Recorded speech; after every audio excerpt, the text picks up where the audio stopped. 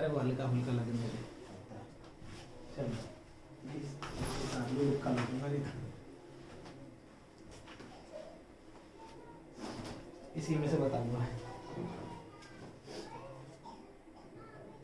अब मौर्य वंश के कर देते ना। हाँ। ठीक है, चलो देख। अशोक ने अपने क्षेत्र में सामाजिक समस्याओं को हल करने के लिए डैश को नियुक्त किया, तो इसका आंसर हो जाएगा डी धम्मामात्य। ठीक है, अशोक ने जैसे सारे राजा अलग अलग अपने जैसे मंत्री रखते थे, वैसे अशोक ने भी रख रखे थे। ठीक है, अशोक मौर्य वंश से था, तो उसने धम्मामात्य रख रखा था, किस लिए? सामाजिक समस्याओं को हल करने के लिए। तो धम्मामात्य तीर्थ प्रशासन अधिकारियों का सर्वोच्च श्रेणी। ठीक है, कुल 18 तीर्थ थे।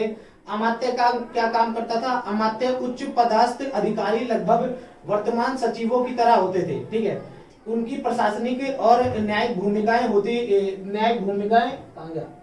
प्रशासनिक और न्यायिक भूमिकाएं होती थी। राजस्व विभाग के महत्वपूर्ण अधिकारी सन्निधाता कहलाता था। सन्निधाता कौन होता था? राजस्व इकट्ठा करता था, मतलब उसका मुख्य अधिकारी। सन्निधाता मुख्य कोषागार होता था। कोषागार समझती है? कोषागार मतलब खजाने की रखवाली करने वाला। ठीक है, समाहर्ता राजस्व के कलेक्टर जनरल होता था। ठीक है, युक्ता साम्राज्य के राजस्व के लिए जिम्मेदार अधीनस्थ अधिकारी होता था। और रज्जु क्या होता था? भूमि माप और सीमा निर्धारण के अधिकारी। जैसे आज तहसीलदार होता है जो भूमि को नापता है। ठीक है, किस मौर्य शासक को यूनानियों द्वारा अमित्रघात कहा जाता है? ये तो पढ़ा था। ठीक है, अमित्रघात किसको कहा जाता है? तो सी बिंदुसार को। बिंदुसार किसका लड़का था? बिंदुसार था चंद्रगुप्त मौर्य का लड़का। ठीक है, चंद्रगुप्त मौर्य का लड़का था। कैसे याद करा था हमने कि चंद्रगुप्त मौर्य को चाणक्य क्या कराता था? जहर पिलाता था थोड़ा थोड़ा। ठीक है, उसकी बीवी ने एक दिन वही खाना खा लिया जहर वाला, उससे क्या हो गया? वो प्रेग्नेंट थी, वो तो मर गई, लेकिन बिंदुसार पैदा हो गया।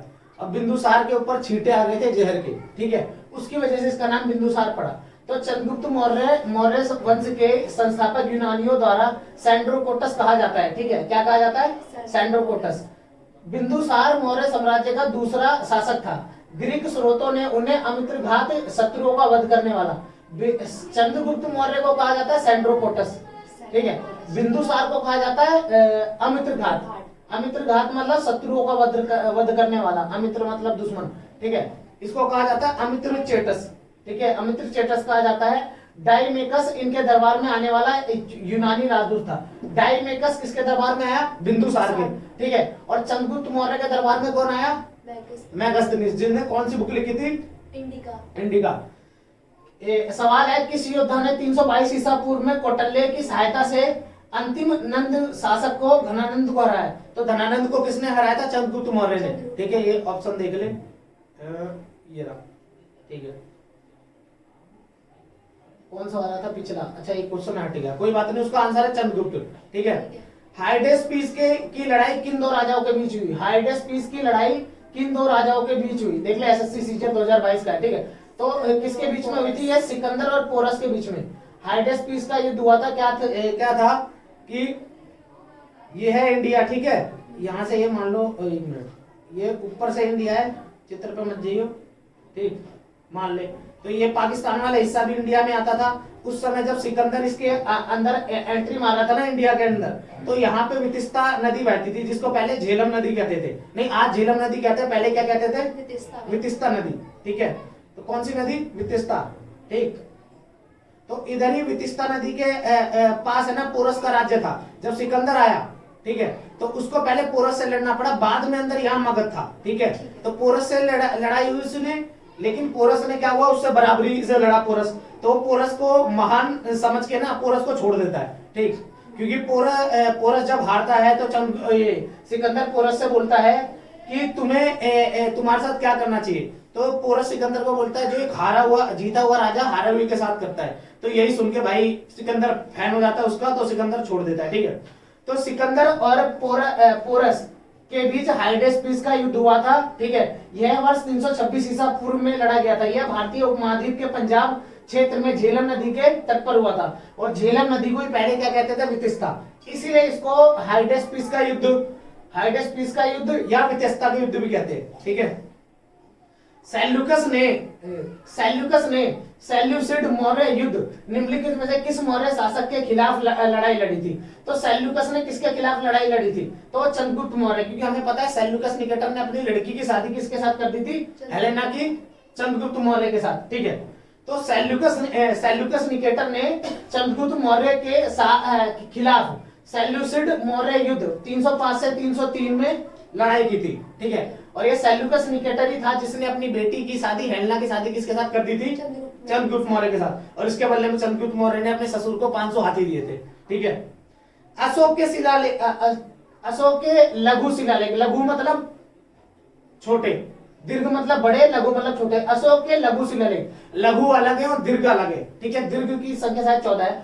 लघु शिलालेख भारत के विभिन्न भागों में पाए जाते हैं। निम्नलिखित में से कौन कर्नाटक में अशोक के लघु शिलालेखों का खोज स्थल नहीं है? तो कौन सा ऐसा है जो खोज स्थल नहीं है? तो ब्रह्मगिरी में देखो अशोक के शिलालेख मिले हैं, गवी मठों में मिले हैं, मस्की में मिले हैं, लेकिन रूपनाथी में नहीं मिले। जगह का नाम है। ठीक है,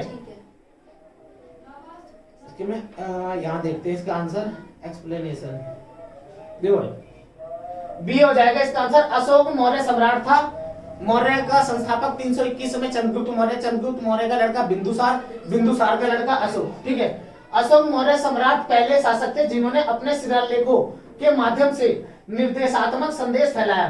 ठीक है, अशोक ने जब कलिंग का युद्ध लड़ा उसके बाद उसको जो बौद्ध धर्म के गुरु थे उन्होंने क्या बोला कि तुम इतना कुछ जीतने के बाद भी कातिल कहलाओगे, तो अशोक सुधर गए। ठीक है, तो अशोक सुधरने के बाद फिर धर्म की बातें करने लग गया। ठीक है, तो उन शिलालेखों को स्तंभों के साथ साथ चट्टानों की सतह पर भी उकेरा गया था। अशोक के शिलालेखों को पढ़ने वाले प्रथम व्यक्ति का नाम जेम्स प्रिंसेप था। ठीक है, ये 12th क्लास की बुक में भी था, जेम्स प्रिंसेप। ठीक है, जेम्स प्रिंसेप ने क्या करा, सबसे पहले अशोक के शिलालेखों को पढ़ने की कोशिश की। ठीक है, अशोक के ये शिलालेख बौद्ध धर्म के प्रथम मूल प्रमाण है, क्योंकि अशोक बौद्ध धर्म का में शामिल था और अशोक का जो दादा था चंद्रगुप्त मौर्य वो जैन धर्म में शामिल हो गया था। ठीक है, यहाँ 14 प्रमुख शिलालेख है, 15 लघु शिलालेख और 7 स्तंभ शिलालेख है। ठीक है, 14 प्रमुख है जो दीर्घ वाले, 15 लघु है और 7 क्या है? स्तंभ शिलालेख। स्तंभ मतलब खंबे पे लिखवाया था जो अशोक ने। ठीक है, कुछ कुछ दीवारों पे लिखवा देता था और कुछ खंभों पे लिखवाया था, वो खंभों वाले में 7 है। ठीक है, भारतीय उपमहाद्वीप के लिए प्राचीन यात्रियों में जैसे Megasthenes, Fahien, Hiuen Tsang, Al Biruni, Ibn Battuta आदि द्वारा भारतीय व्यापारियों के सक्रिय योगदान के लिए निम्नलिखित में से कौन सा नाम प्रयुक्त किया गया था? अच्छा, भारत को ना लोग क्या कहते थे? नॉर्मल सी बात है, भारत को सोने की चिड़िया कहते थे। ठीक है, तो स्वर्ण भूमि, इंग्लिश में ज्यादा आसान लगता है लेकिन हिंदी में स्वर्ण भूमि। ठीक है, स्वर्ण भूमि कहा जाता था। स्वर्ण जगत, स्वर्ण देश, लोग इसमें फंस जाएंगे स्वर्ण देश में, लेकिन क्या बोला जाता था? स्वर्ण भूमि, क्योंकि भारत में ना बहुत सारे मसाले और अलग अलग तरीके की चीज मिलती थी। ठीक है, और पहले व्यापार होता था वस्तु का वस्तु से, पहले नोट नहीं चलती थी ना, तो लोग जो आके हमारे से मसाले खरीदते थे और सामान खरीदते थे तो उनको बदले में देने के लिए क्या होता था? हीरे जवाहरात सोना। तो पूरी दुनिया का सोना उठ के भारत में आ गया, इसीलिए भारत को स्वर्ण भूमि कहा जाता था। ऑप्शन ए इसका आंसर है, देख पढ़। स्वर्ण भूमि भारतीय उपमहाद्वीप कई प्राचीन भारतीय साहित्यिक स्रोतों और बौद्ध ग्रंथों जैसे महावंश, जातक कथाओं और मिलिंद पन्हों और रामायण में प्रकट होता है। हर जगह भारत को क्या बताया गया? सोने की चिड़िया। ठीक है, मतलब रामायण में भी बताया गया। भारत पर प्रसिद्ध पुस्तक मेगस्थनीज, मेगस्थनीज ने कौन सी बुक लिखी? इंडिका। मेगस्थनीज किसके दरबार में था? चंद्रगुप्त मौर्य के दरबार में। ठीक है, मेगस्थनीज ने लिखी इंडिका, फाहियान ने लिखी फोक्यूकी। ठीक है, फाहियान ने क्या लिखी? फा से, देखो याद कर ले, फा से फाहियान, फा से फोन क्यों की, मतलब फोन क्यों कर दिया तुमने। ठीक है, और ह्वेनसांग ने लिखी सी क्यों की, फाहियान ने लिखी फो क्यों की, ह्वेनसांग ने लिखी सी क्यों की। और ह्वेनसांग आया था हर्षवर्धन के टाइम में, याद कैसे करेगी? हा से हर्षवर्धन, हा से ह्वेनसांग, और ह्वेनसांग ने लिखी सी क्यों की, और जो बची फो क्यों की वो लिखी फाहियान ने। ठीक है, अल-बरूनी ने लिखी किताब उल हिंद। अल-बरूनी आया कहां से था? उज्बेकिस्तान से। और इब्न बतूता आया था मोरक्को से, उसने लिखी रेहला। ठीक है, सारी याद होनी चाहिए। अब दोबारा आ गया, हाइडेस पीस की लड़ाई किन दो राजाओं के बीच में हुई थी? अब इसका आंसर नहीं लगा पाई, सिकंदर और पोरस। ये देख एसएससी सीजीएल 2022 में आया। ठीक है, क्या? सिकंदर और पोरस। अभी हमने पीछे ही पढ़ा था। ठीक है, क्या पढ़ा था कि ये भारत, कलर बदल लिया, नीला कर ठीक है। यहाँ पे क्या, यहाँ पे पाकिस्तान वाला एरिया पड़ता था, यहाँ से बहती थी सिंधु नदी और वितस्ता नदी, ठीक है। वितस्ता नदी के बगल में क्या हुआ था, सिकंदर जब आता है तो नदी के बगल में राज्य किसका मिलता है, पोरस का। और उसकी लड़ाई हो जाती है पोरस से, लेकिन पोरस है ना उसके सामने हथियार नहीं डालता जैसे और राजा डाल देते हैं, तो ये पोरस को बहुत महान समझता है। हालांकि पोरस हार जाता लेकिन ये महान समझता है, ठीक है। तो इसी को हाइडेस पीस का युद्ध कहते हैं, वितस्ता का युद्ध कहते हैं, किसका, वितस्ता का युद्ध, ठीक है, या झेलम नदी का, क्योंकि झेलम का ही पहला नाम वितस्ता था, ठीक है, याद रहेगा, ठीक है। अभी 138वां, बराबर की गुफाएं जो वर्तमान में भारत में मौजूद है, बराबर की गुफाएं वैसे तो बिहार में, ठीक है, बराबर की गुफाएं जो वर्तमान में भारत में मौजूद चट्टाने काटकर बनाई गई, बराबर की गुफाएं चट्टाने काट के बनाई गई थी, ठीक है। सबसे प्राचीन गुफा है, बहुत पुरानी गुफाओं में से, अधिकतर निम्नलिखित में से किस काल से संबंधित है, तो बराबर की गुफाएं कौन से काल में बनी थी, तो ये मौर्य काल में बनी थी, ठीक है। अधिकतर जितना भी हमें इतिहास पढ़ना पड़ता है ना जो पेपर में आता है, मगध से आता है या तो मौर्य से आता है, गुप्त से आता है, मतलब तुक्का मारने का लगाना भी है तो मौर्य या गुप्त लगाओगे, लेकिन इसमें दोनों ही मिल गए तो हमें पता होना चाहिए आंसर, ठीक है। बाकी और कुछ भी मिलता था मौर्य तुक्का मारते, क्योंकि उत्तर भारत में मौर्य पावरफुल था, ठीक है। मौर्य साम्राज्य, बराबर गुफाएं बिहार के जहानाबाद में, बिहार के जहानाबाद जिला है उसके अंदर क्या है, मौर्य साम्राज्य की गुफाएं, जिले में बराबर पहाड़ियों में इन गुफाओं का निर्माण अशोक और उनके पौत्र दशरथ के शासनकाल में हुआ था। अशोक का जो लड़का था ना पौत्र, ठीक है, पौत्र पर पोते को कहते हैं, पौत्र किसको कहते हैं, पुत्र को कहते हैं, नहीं उसको कहते हैं पोते को, पोते को ना, ठीक है। तो उसके काल में करवाई गई थी, ठीक है। चंद्रगुप्त मौर्य कौन सा राज्य लिच्छवी दहेज में मिला था, तो चंद्रगुप्त मौर्य को पाटलिपुत्र क्या मिला था, दहेज में मिला था, याद रखना। और ये चंद्रगुप्त मौर्य नहीं है, चंद्रगुप्त एक है, ठीक है। चंद्रगुप्त प्रथम अलग है और चंद्रगुप्त मौर्य अलग है। चंद्रगुप्त मौर्य मौर्य साम्राज्य का है, जबकि चंद्रगुप्त प्रथम गुप्ता साम्राज्य का है। इनके अंदर कई 100 सालों का अंतर है, ठीक है, इनको एक नहीं समझना। पाटलिपुत्र गुप्त वंश का पहला प्रसिद्ध राजा घटोत्कच का पुत्र चंद्रगुप्त प्रथम था, ठीक है। पाटलिपुत्र चंद्रगुप्त लिखाना चाहिए था, इन्होंने गलती कर दी, ठीक है। चंद्रगुप्त एक गुप्त वंश का पहला प्रसिद्ध राजा घटोत्कच का पुत्र था, जो घटोत्कच था ना फेमस, उसका लड़का था चंद्रगुप्त प्रथम, ठीक है। चंद्रगुप्त प्रथम था, उसने लिच्छवियों के प्रमुखों की बेटी कुमारा देवी से शादी की, ठीक है।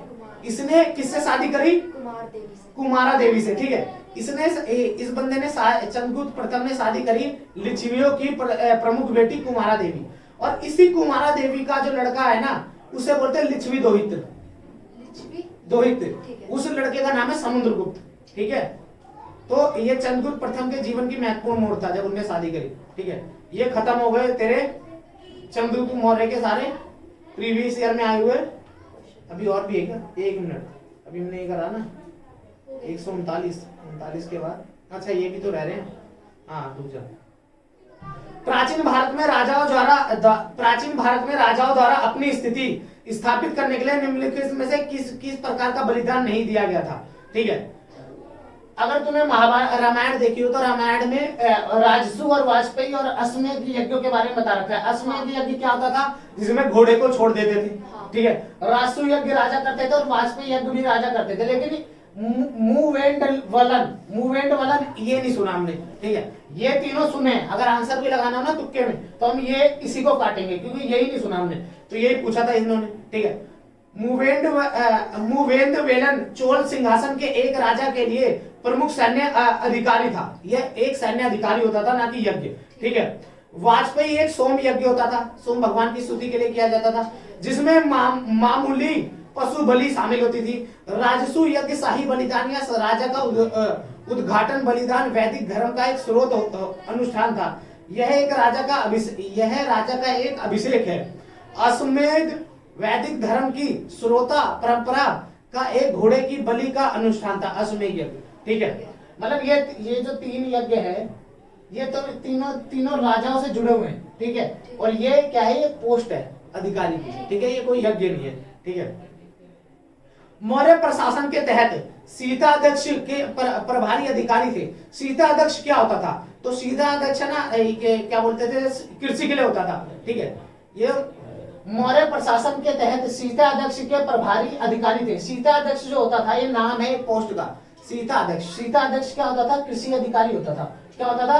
कृषि को जो देखता था। मौर्य शासन के दौरान, शासन के दौरान सीता अध्यक्ष ठीक है, कि अध्यक्ष या अधिकारी थे जो कृषि के प्रभारी होते थे। वे कृषि के क्षेत्र में अत्यधिक कुशल और अनुभवी थे। उन्हें अमात्य द्वारा नियुक्त किया जाता था। और अमात्य हमने पढ़ी थी, सबसे बड़ी पोस्ट होती थी, सबसे जो ऊंची पोस्ट होती थी अमात्य होती थी। ठीक है, जो शासन के प्रशासनिक या न्यायिक क्षेत्रों में सर्वोच्च थे। ठीक है, अमात्य क्या थे? सबसे प्रमुख थे, सर्वोच्च।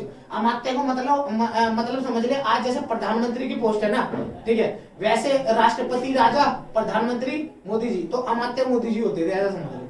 ठीक है, अब ये अर्थशास्त्र पुस्तक किसने लिखी? तो कौटिल्य ने लिखी। ये तो हमें पता होना चाहिए। ऐसी अर्थशास्त्र पुस्तक किसने लिखी? कौटिल्य ने लिखी। ठीक है, और ये जो कौटिल्य है ये चंद्रगुप्त मौर्य के राज्य में क्या होते थे? उनके मुख्यमंत्री होते थे। ठीक है, क्योंकि इन्हीं के द्वारा चंद्रगुप्त मौर्य को जिताया गया था और राजा बनवाया गया था। ठीक है, इससे पहले वाला क्या था? 137 133। इसका क्वेश्चन चल क्वेश्चन कटा हुआ, लेकिन तब भी समझ आ जाएगा। सुन, पहला साम्राज्य जिसमें युद्ध के लिए बड़े पैमाने पर हाथियों का उपयोग किया। ठीक है, पहला साम्राज्य जिसने युद्ध में बड़े पैमाने पर हाथियों का प्रयोग किया, हमने पढ़ा मगध। मगध के पास क्या होते थे? हाथी। ठीक है, तो ये आराम से सबको पता होना चाहिए कि मगध के पास बहुत ज्यादा हाथी थे। और मगध कहाँ था? ये भारत है। भारत में जो एरिया था जहाँ से गंगा बहती थी, ठीक है, उसके नीचे यूपी का एरिया, मध्य प्रदेश का एरिया, यहाँ से छत्तीसगढ़ वगैरह का एरिया क्या कहलाता था? मगध कहलाता था। ठीक है, तो मगध प्राचीन भारत का पहला साम्राज्य था जिसने अपने युद्ध में बड़े पैमाने पर हाथियों का इस्तेमाल किया। ठीक है, हाथियों का इस्तेमाल किया क्योंकि इनके पास हाथी थे, जंगल था। बोल के एक बार धीरे पढ़ा ले, बोलने के बाद शांत हो जाओ, ये वीडियो बना रहे।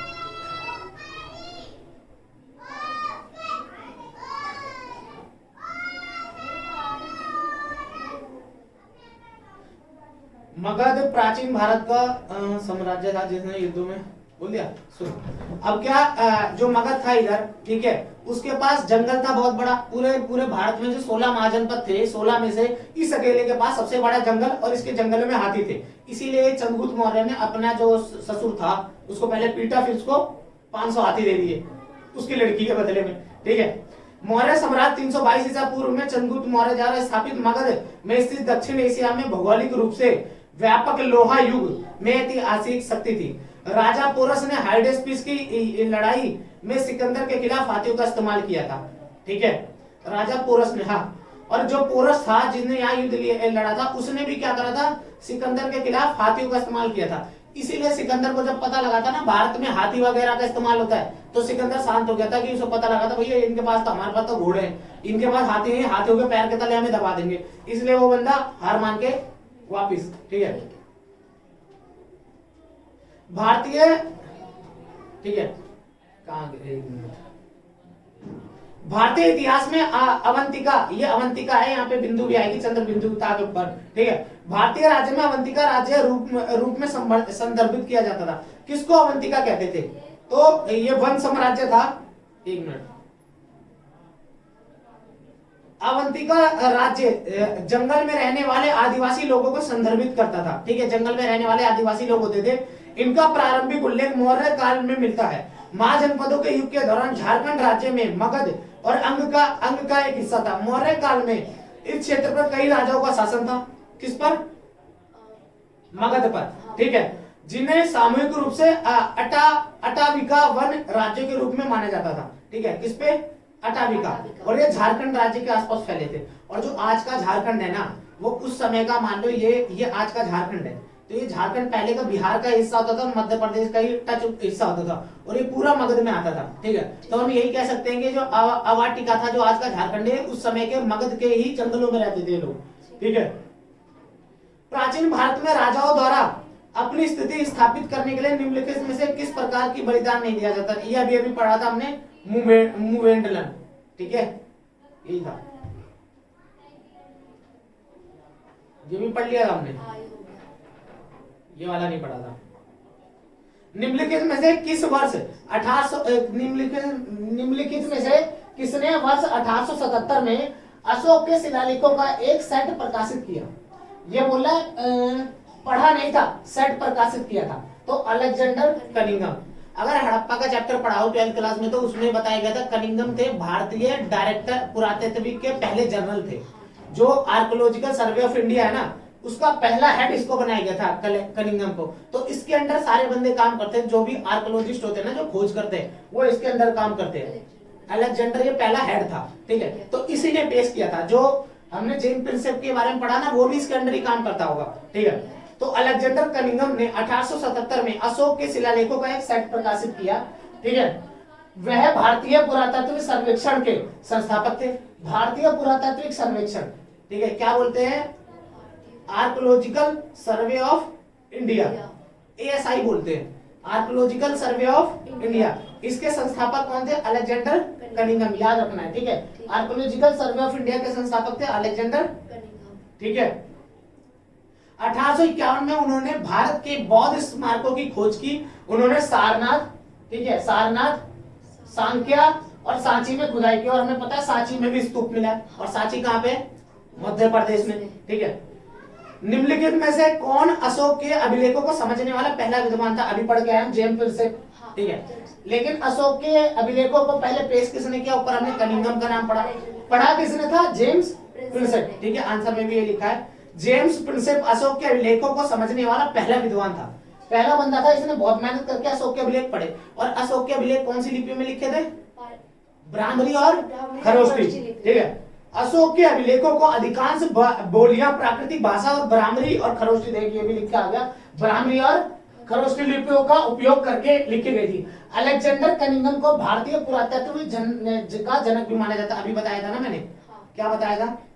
ASI बताया था ना, ASI बताया था ना मैंने, आर्कोलॉजिकल सर्वे ऑफ इंडिया, ठीक है। आर्कोलॉजिकल सर्वे ऑफ इंडिया के संस्थापक थे, जो सबसे पहले बंदा बना था ना जब ये डिपार्टमेंट बना था, और आज भी है, आज बोलते हैं ASI बोलते हैं उसे, ठीक है। तो उसका अध्यक्ष कौन था? पहला अलेक्जेंडर कनिंघम। यही ASI है जो लोग जाके कंप्लेंट नहीं डाल रहे कि इस मस्जिद के नीचे भगवान की मूर्ति है, तो उसको खोज कौन रहा है? ये ASI खोज रहा है, ठीक है। आज के टाइम पे ये यही काम कर रहा है ASI, कि भगवान की शिव की मूर्ति निकल गई मस्जिद के नीचे, इसके नीचे, उसके नीचे, तो यही खोजते हैं बंदे। निम्नलिखित में से किस शासक ने प्रजा और अधिकारियों को अपना संदेश पत्रों पे खुदवा कर दिया? ये तो सबको पता है। कौन सा ऐसा बंदा था जिसको काफी ज्यादा दर्द हो गया था युद्ध के बाद, और उसने बोला था अब मैं अच्छा बनूंगा और लोगों को दिखाऊंगा मैं क्या हूँ, ठीक है। तो वो था अशोक। अशोक ने क्या करा था? जो कलिंग था, कलिंग का है ये भारत, ठीक है, उत्तरी भारत छोड़ दे रहा हूं मैं, यहाँ पे उड़ीसा पड़ता है। अशोक ने पूरा भारत जीत लिया था, पूरा का पूरा भारत। लेकिन अशोक ने क्या नहीं जीत पाया था? कलिंग का राजा था खारवेल के विरुद्ध वो युद्ध लड़ता है, ठीक है। और कलिंग को क्या कर देता है? पूरा का पूरा खून में कर देता है, ठीक है, लाल कर देता है खून में, ठीक है। और कलिंग को जीत लेता है। लेकिन कलिंग में इतनी मारकाट होती है ना, उसको देख के एक जो बौद्ध धर्म का एक गुरु होते हैं, उपगुप्त होते हैं, उपगुप्त अशोक को क्या बोलते हैं? भैया तुमने इतना खून खच्चर तो कर दिया, तुम्हें क्या लगा तुम महान कहलाओगे? जब तक तुम जिंदा हो तुम्हारे लोग डर के मारे इज्जत कर लेंगे, लेकिन जब तुम मरोगे तो तुम्हें लोग इतिहास में कायर और एक खूनी अत्याचारी के नाम से जानेंगे। तो अशोक वहां पे क्या हो गया? सहम गया कि पूरे भारत और पूरी दुनिया में सबसे बड़ा राजा मैं, इतना कुछ जीत के भी मेरे को लोग मरने के बाद लीचड़ कहेंगे, तो इसका फायदा ही क्या है, ठीक है। तो अशोक ने क्या करा? धर्म में चलने लग गया, ठीक है। फिर अशोक ने कई सारे शिलालेख लिखवाए और धर्म की बातें करी। अशोक ने अपनी प्रजा और अधिकारियों को अपने संदेश पत्थर की सतहों पर खुदवाए, ठीक है। अशोक इतिहास के ज्ञात महानतम शासकों में से एक था। देख रही है महानतम क्यों आया? अशोक द ग्रेट क्यों कहा जाता है? क्योंकि इन्होंने मरते मरते अच्छा काम करके चले गए। पहले बेशक से इन्होंने 100 चूहे खाए, लेकिन जाते जाते हज पे चले गए, ठीक है।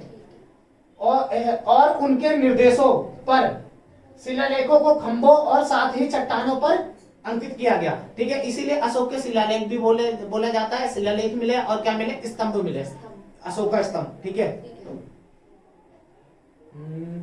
हाँ, ये वाला क्वेश्चन सही।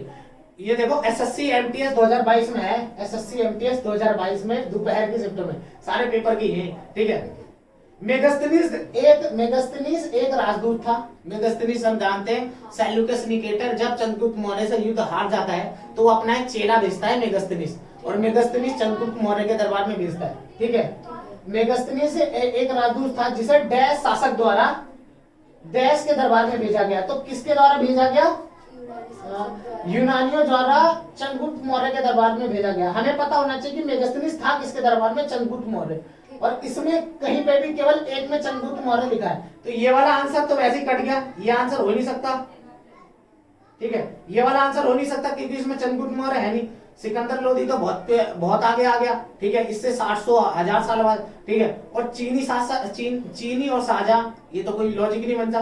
केवल मेगास्थनीज आया था किसके में? चंद्रगुप्त मौर्य। तो आंसर हो जाएगा चंद्रगुप्त मौर्य। समझ आ रहा है? ठीक है, और ये केवल तुक्का लगाने के लिए। सो चंद्रगुप्त मौर्य अगर हमें पता होता हमें यूनानी की जरूरत ही नहीं थी, अपने आप यूनानी आंसर ये लगा देते। ठीक है, तो हमें पता होना चाहिए किसके दरबार में था मेगास्थनीज? चंद्रगुप्त मौर्य। ठीक है, समझ आ रहा है? देख ले ये यूनानी चंद्रगुप्त मौर्य। ठीक है, मेगास्थनीज को हेलेनिस्टिक राजा सेल्यूकस प्रथम ने दूत के रूप में मौर्य सम्राट चंद्रगुप्त के पास भेजा था। वह एक इतिहासकार था, जैसे अलबरूनी, जैसे इब्न बतूता, वैसे ये भी था। ठीक है, इसने इंडिका नाम की पुस्तक लिखी। अलबरूनी ने क्या लिखी? किताब उल हिंद। चाणक्य ने क्या लिखी? अर्थशास्त्र। ठीक है, ये आगे अशोक पे भी क्वेश्चन ये देखिए, ये भी पेपर में है एसएससी एमटीएस में। ठीक है, अशोक ने कलिंग को जीतने के युद्ध जीतने के लिए लड़ा। कलिंग तटीय का नाम था। देख, ये मैंने अभी एक्सप्लेन करके बताया था कि ये इंडिया, ये ऊपर से उत्तरी भारत। ठीक है, थोड़ा चित्र में मत जाना। यहाँ पे कलिंग पड़ता था, वो आज का कौन सा स्टेट है? उड़ीसा। ठीक है, उड़ीसा। ठीक, अशोक इसके पीछे पड़ा था, किसके पीछे? उड़ीसा के पीछे, जो आज का उड़ीसा उस समय का कलिंग था। ठीक है, अशोक किसके पीछे पड़ा था? उड़ीसा। याद कैसे करोगे? ओनिसा। अशोक निशा के पीछे पड़ा था। ठीक है, ओनिसा करता रहता है। ठीक है, कलिंग युद्ध 261 ईसा पूर्व में लड़ा गया था। कलिंग तटीय उड़ीसा का नाम है, और तट पे, तट समझते हो ना, समुद्री तट पड़ता है इधर बे ऑफ बंगाल। ठीक है, और इधर है उड़ीसा, ऐसे पश्चिम बंगाल, ये सब तट पे। ठीक है, तो अशोक मौर्य वंश के तीसरा सम्राट था। तीसरा सम्राट कैसे था? पहले कौन सा? चंद्रगुप्त मौर्य, दूसरा बिंदुसार, और तीसरा अशोक। ठीक है, इसके संस्थापक चंद्रगुप्त मौर्य के पोते और दूसरे सम्राट बिंदुसार के पुत्र था अशोक। ठीक है, चंद्रगुप्त मौर्य का पोता और बिंदुसार का बेटा। निम्नलिखित में से कौन सा शासक मौर्य वंश से संबंधित नहीं है? मौर्य वंश का कौन सा नहीं है? चंद्रगुप्त मौर्य वंश का है, अशोक मौर्य वंश का, बिंदुसार मौर्य वंश का, लेकिन बिंबिसार नहीं है। ठीक है, बिंबिसार नहीं है। याद कैसे करना है? देख, चंद्रगुप्त मौर्य का लड़का बिंदुसार, क्योंकि उसके शरीर पे बिंदु पड़ गई थी ना जहर के कारण। ठीक है, और बिंदुसार का लड़का अशोक। लेकिन बिंबिसार किसका अलग है? बिंबिसार किसका? हर्यक वंश का है, हर्यक वंश। ठीक है, बिंबिसार किसका है? हर्यक वंश का शासक है। ठीक है, हर्यक वंश। और इसे याद कैसे करोगे? अलग, जिसके नाम में 2 बार बी आ रहा है ना, वो चंद्रगुप्त मौर्य के साथ का है ही नहीं, बस इतना याद कर लेना। 2 बार बी है, ये इतना ताकतवर है, इसके नाम में 2 बी है। ठीक है, तो ये अलग है, इसका अलग वंश है। ठीक है, ये आ गया। बिंबिसार को हर्यक वंश का राजवंश का मुख्य संस्थापक माना जाता है। उसकी राजधानी गिरिवर्ज, राजगिरी या राजगिरी थी। ठीक है, जिसे बाद में पाटलिपुत्र कहा गया। ठीक है, वह एक बुद्ध समकालीन और बुद्ध के अनुयायी थे। बुद्ध समकालीन मतलब जैसे मैं हूं और मोदी जी हैं, दोनों समकालीन है। मतलब मोदी जी 60-65 साल के हो, 70 साल के हो, उनके टाइम पे मैं भी हूं ना, बेशक से मैं 24 साल का हूँ। ठीक है, समकालीन बोलते हैं, मतलब वो भी और मैं भी हूँ, पैरेलल चल रहे दोनों। ठीक है, तो बुद्ध बेशक से कितने बड़े, उसके टाइम पे कौन था? बिंबिसार। ठीक है, और वह पहले राजा थे जिनके पास स्थायी सेना थी। पहले लोगों के पास स्थायी सेना नहीं होती थी। कैसी सेना होती? जब भी युद्ध होता था किराए पे सैनिकों को बुला लेते थे कि आ जाओ भाई, लड़ाई होने वाली है। ठीक है, इसके पास पहली स्थायी सेना आई थी, मतलब इसके पास स्थायी सेना थी, मतलब परमानेंट ये सैलरी देता था लोगों को। नीचे क्वेश्चन लिखा है, निम्नलिखित में से कौन सा पहला मौर्य शासक? क्वेश्चन ही कट गया, डायरेक्ट पढ़ लेते, इसका आंसर ही पढ़ लेते। चंद्रगुप्त मौर्य ने अंतिम नंद शासक धनानंद को हराया। चंद्रगुप्त मौर्य ने क्या करा था? अंतिम नंद शासक धनानंद को हराया था। ठीक है, और 321 ईसा पूर्व में मौर्य साम्राज्य की नींव रखी थी। ये धनानंद वही है जो नंद वंश का अंतिम शासक, और ये एक नंबर का यास था, अंगूर और दारू को पीता था और लड़कियों को नचाता था। ठीक है, ये तो उस समय कौन आ गया था? सिकंदर। सिकंदर वहां आ गया था बॉर्डर के पास, पाकिस्तान के बॉर्डर के पास आ गया था। ठीक है, और भारत में एंट्री पाना चाहता था। उसी समय उसकी लड़ाई किससे हो गई थी? पोरस से। पोरस से लड़ाई हुई, सब कुछ हो, उसके बाद एंट्री मारना चाहता था, लेकिन उसको पता लगा कि अंदर तो हाथी है, जैसे पोरस के पास थे। और चंद्रगुप्त क्या नाम है कि चंद्रगुप्त मौर्य और चाणक्य ने मिलकर ना बहुत सारी अफवाहें फैला दी थी। ठीक है, कि यहाँ पे देवी का प्रकोप है, ऐसा है वैसा, और यहाँ पे बहुत सारी बाढ़ आ रही थी। बाढ़ आ रही थी मतलब हमें पता है कि ये जो भारत का ऊपरी एरिया है, ठीक है, ऐसे करके भारत का ऊपरी एरिया है ना, तो यहाँ से कई सारी नदियां निकलती, सिंधु, झेलम, बेतिस्ता, ठीक है ना, चिनाब, रावी, सतलज, ये सारी नदियां निकलती है और यहाँ पे जाके मिलती है पंजाब में। ठीक है, 7 नदी है पाकिस्तान में। ठीक है, तो यहाँ पे जो इतनी सारी नदियां थी ना, उसकी वजह से क्या हुआ कि ये लोग है ना आगे नहीं बढ़ पाए। नदी में क्या आ गई थी? बाढ़, और कई सारी बीमारियां फैल गई थी। और जो वो लोग थे ना, उनके अंदर क्या हो गया था? मोटिवेशन की कमी हो गई थी, और लोग उनको अफवाह फैला रहे थे कि देवी का प्रकोप है, भारत में जो भगवान है वो तुमसे नाराज हो गए थे, नाराज हो गए। तो इसलिए है ना इसकी आर्मी और खुद सिकंदर डर के वापस चला जाता है। ठीक है, नीचे दिए गए कथनों का कौन सा सही है? अशोक के अधिक शिलालेख ब्राह्मणी लिपि में थे। अशोक के अधिकतर शिलालेख ब्राह्मणी लिपि में थे या नहीं थे? थे। अशोक की 2 लिपि ब्राह्मणी और खरोष्टी, तो अधिकतर शिलालेख ब्राह्मणी लिपि में थी। ठीक है, और चाणक्य के कई विचार अर्थशास्त्र नामक पुस्तक में। हाँ भाई, चाणक्य के विचार अर्थशास्त्र पुस्तक में है, लेकिन ये जो अर्थशास्त्र पुस्तक है ये अर्थशास्त्र के लिए नहीं है। इसमें राजनीति, राज्य का प्रशासन, टैक्स वैक्स सब कुछ लिख रखा है, बस नाम ही इसका पुस्तक का अर्थशास्त्र है। तो आंसर हो जाएगा पहला और दूसरा दोनों सही। ठीक है, तो अशोक के पहला और दूसरा आंसर हो जाएगा। अशोक के शिलालेख ब्राह्मणी लिपि में लिखे गए थे। ब्राह्मणी लिपि जेम प्रसाद द्वारा पढ़ी गई, कौटिल्य द्वारा लिखी गई पुस्तक क्या है? अर्थशास्त्र। चाणक्य को ही कौटिल्य और विष्णुगुप्त के नाम से भी जाना जाता था। वे मौर्य साम्राज्य के संस्थापक चंद्रगुप्त मौर्य के शासन के प्रधानमंत्री थे। मैंने बताया ना, प्रधानमंत्री सबसे ऊंची पोस्ट पे रखा गया था उन्हें। ठीक है, फिर यही वो क्वेश्चन आगे, मेगस्थनीज देश के दरबार में दरबारी था। किसके दरबार में दरबारी था? चंद्रगुप्त मौर्य के दरबार में, और यूनानी था। ठीक है,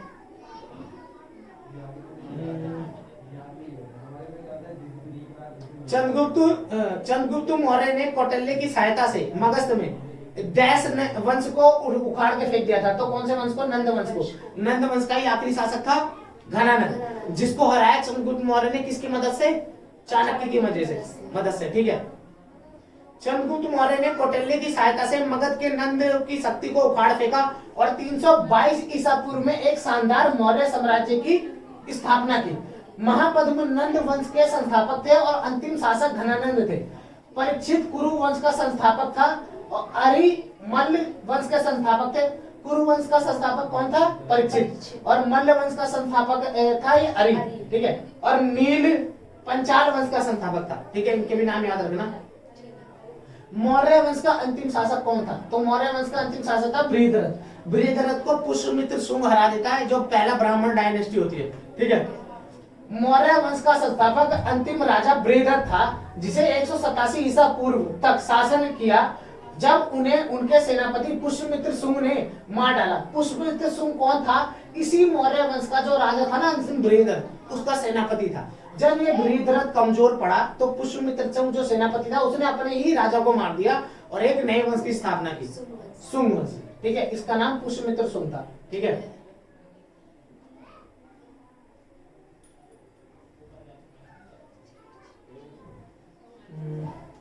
किस राजवंश ने 320 से 550 के बीच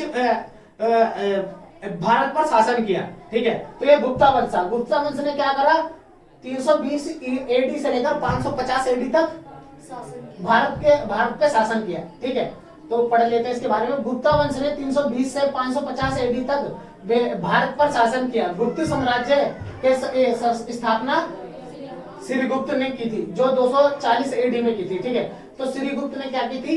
गुप्त साम्राज्य की स्थापना। और इसी गुप्त साम्राज्य को बोला जाता है भारत का महानतम युग। ठीक है, क्योंकि इन्होंने सोने वगैरह के सिक्के चालू किए थे और इसके ही राजा थे जिन्होंने पूरी दुनिया में अपना नाम फैलाया था। ठीक है, जैसे चंद्रगुप्त प्रथम, ठीक है, चंद्रगुप्त द्वितीय और समुद्रगुप्त, जिसे भारत का नेपोलियन कहा जाता है। ठीक है, समुद्रगुप्त भी इसी वंश से था, गुप्ता वंश से। ठीक है, सम्राट अशोक ने निम्नलिखित के बाद बौद्ध ग्रहण धर्म किया। ठीक है, बौद्ध धर्म को कब अपनाया था अशोक ने? मैंने क्या समझाया था कि ये भारत, यहाँ पे उड़ीसा में लड़ाई करी कलिंग में, और जब बहुत ज्यादा दुखी हो गया तो उसके बाद क्या करा? बौद्ध धर्म अपनाया। तो कौन से युद्ध के बाद? कलिंग। देख, बक्सर की लड़ाई, अरे बक्सर की लड़ाई तो अंग्रेजों के साथ हो रही है। ठीक है, अंग्रेजों के साथ होती है। यहाँ बंगाल का जो नवाब होता है सिराजुद्दौला, 18 साल का लौंडा, उसकी लड़ाई हो जाती है। ठीक है, तराइन का युद्ध 1191 में होता है पृथ्वीराज चौहान के साथ। ठीक है, और ये हल्दीघाटी का युद्ध महाराणा प्रताप के साथ। ये इतने आगे आगे बंदे, कलिंग का युद्ध हुआ है इनसे कम से कम 1200 साल पहले, 1800 साल पहले इनके युद्ध मुताबिक। ठीक है, तो कलिंग का युद्ध होता है, अशोक करता है। ठीक है, उड़ीसा के राजा के साथ, जो तो तब का क्या था? कलिंग। ठीक है, सम्राट अशोक ने कलिंग के युद्ध के बाद बौद्ध धर्म को ग्रहण किया, और कलिंग युद्ध 261 ईसा पूर्व में अशोक के अधीन मौर्य साम्राज्य और पूर्व तट पर स्थित कलिंग साम्राज्य के बीच वर्तमान में उड़ीसा और आंध्र प्रदेश के उत्तरी भागों में लड़ा गया था। कलिंग युद्ध में हुए रक्तपात और विनाश ने अशोक को युद्ध त्यागने और बौद्ध धर्म अपनाने के लिए प्रेरित किया। और इसके बाद अशोक इतना ज्यादा धर्म में घुस गया कि इसने अपने लड़के को और अपनी लड़की को, दोनों को श्रीलंका तक भेज दिया बौद्ध धर्म को फैलाने के लिए। राजा अशोक की बेटी का क्या नाम था?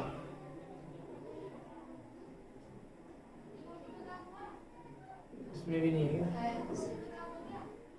हाँ, ये जिन्होंने, देखो मैंने क्या बताया, राजा अशोक ने क्या करता, अपने बेटे और बेटी को दोनों को श्रीलंका और अलग अलग देश भेजा। किस लिए? धर्म का प्रचार करने के लिए, कि तुम मौज मत मारो, तुम धर्म की प्रचार करो।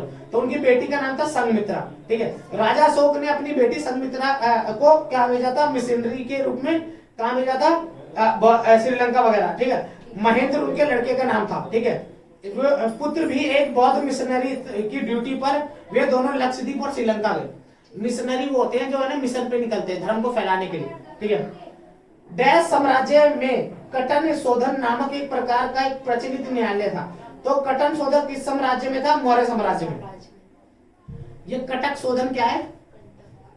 कंटक शोधन क्या है? प्रचलित न्यायालय है, यहाँ पे न्याय देते होंगे। ठीक है, जैसे कोर्ट होती है आज के जमाने में हमारे यहाँ।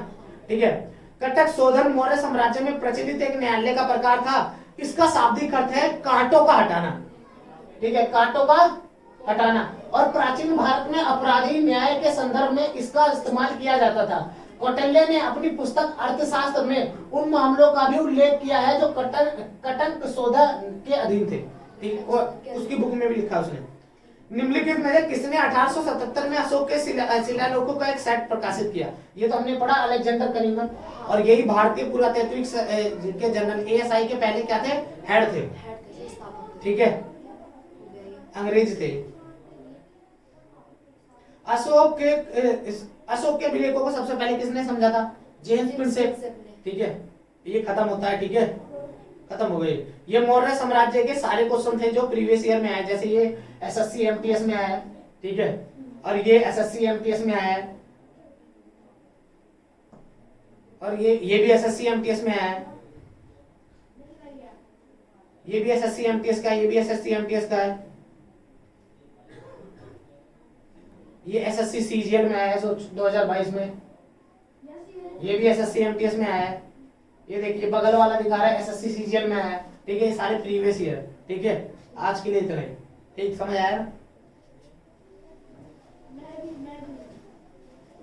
कितने मिनट की होगी वीडियो?